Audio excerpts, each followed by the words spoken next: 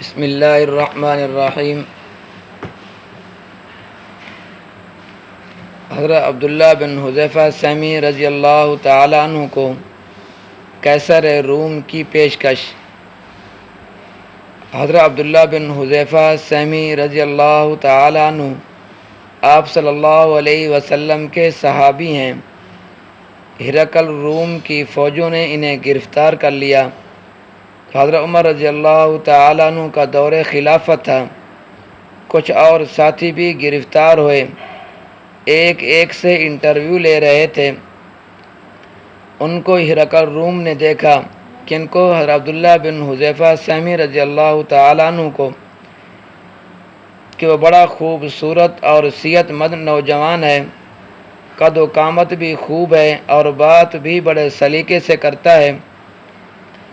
تو ہرقل نے ان کو کہا کہ برخوردار عزیز، میں روم کا بادشاہ ہوں، ہرقل میرا نام ہے، قیصر میرا لقب ہے۔ میں تجھے پیشکش کرتا ہوں کہ ازوجک ابنتی و اشرکک فی ملکی، میں تجھے اپنی لڑکی کا رشتہ دوں گا اور اپنے ملک میں تجھے بڑا عہدہ بھی دوں گا، وزیر کہے یا وزیر خارجہ بھی، جو بھی تو چاہے گا۔ تنصرتا، تو عیسائیت قبول کر لے۔ تو حضرت عبداللہ بن حذیفہ سہمی رضی اللہ تعالیٰ عنہ نے کہا، دوبارہ کہو تو تم نے کیا کہا ہے؟ تو اس نے پھر اپنی بات دہرائی، فرمایا تم تو ایک ملک کے بادشاہ ہو۔ کس نے کہا؟ حضرت عبداللہ بن حذیفہ سہمی رضی اللہ تعالیٰ عنہ نے کہا، فرمایا تم تو ایک ملک کے بادشاہ ہو، صرف روم کے۔ خدا کی قسم، والذی نفسی بیدہ، اس ذات کی قسم جس کے قبضہ قدرت میں میری جان ہے، اگر تم ساری دنیا کے بادشاہ ہوتے بلا شرکت غیر، اور پھر تم ساری دنیا کا بادشاہ مجھے بنا دیتے اور تاج میرے سر پر رکھ دیتے، تو پھر بھی میرے دل میں ایمان چھوڑنے کا تصور بھی نہیں ہو سکتا۔ اسی طرح حبیب ابن زید انصاری رضی اللہ تعالیٰ عنہ، جو مسلمہ کذاب کے مقابلے میں لڑتے لڑتے گرفتار ہو گئے، تو مسلمہ کذاب نے ان سے انٹرویو لیا کہ تم ہمارے ساتھ کیوں لڑتے ہو؟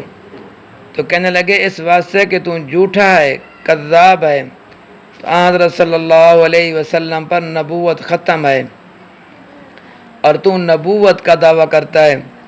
تو مسلمہ نے کہا کہ تو اس طرح کر کے مجھے نبی مان لے، میں تجھے چھوڑ دوں گا، ورنہ کہنے لگا اقطعک اربن اربن، یعنی میں تیرا ایک ایک جوڑ الگ الگ کر دوں گا۔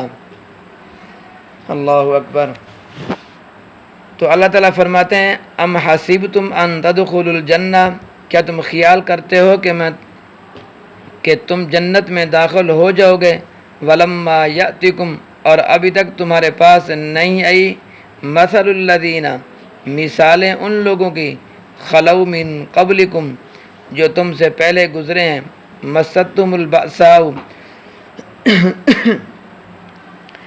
پہنچی ان کو مالی پریشانیاں، والضراء، اور بدنی پریشانیاں، وزلزلوا، اور ان پر ایسی زلزلے کی سی کیفیت طاری کر دی گئی کہ حتیٰ یقول الرسول، یہاں تک کہ اس وقت کے جو رسول تھے انہوں نے بھی فرمایا، والذین آمنوا معہ، اور ان لوگوں نے بھی کہا جو ایمان لا چکے تھے، متی نصر اللہ، اللہ تعالیٰ کی مدد کب آئے گی؟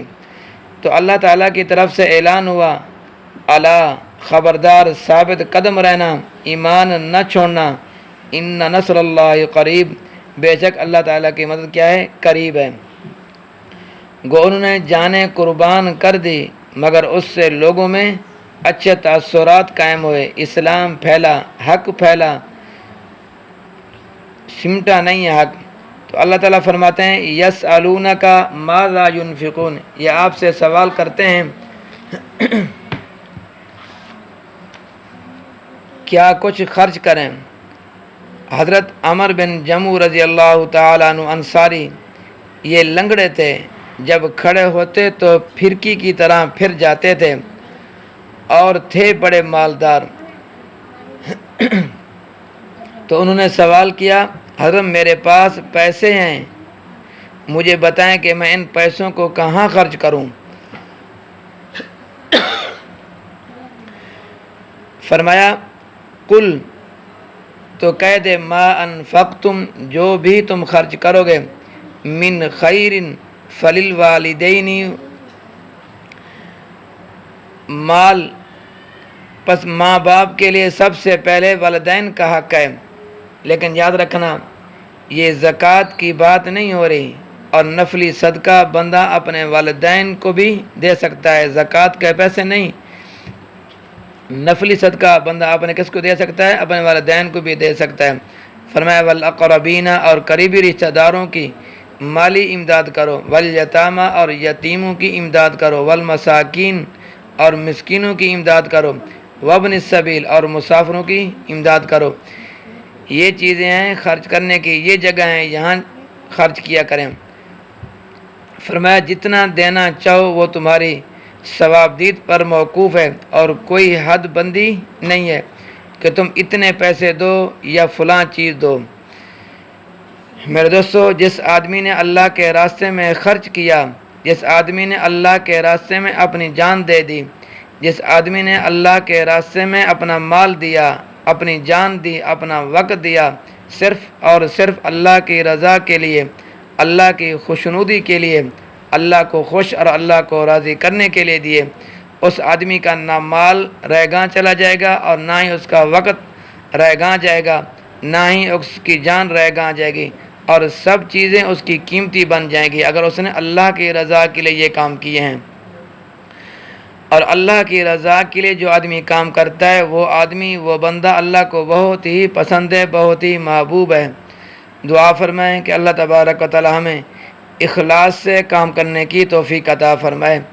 اللہ تبارک و تعالی میرا اور آپ کا حامی و ناصر ہو۔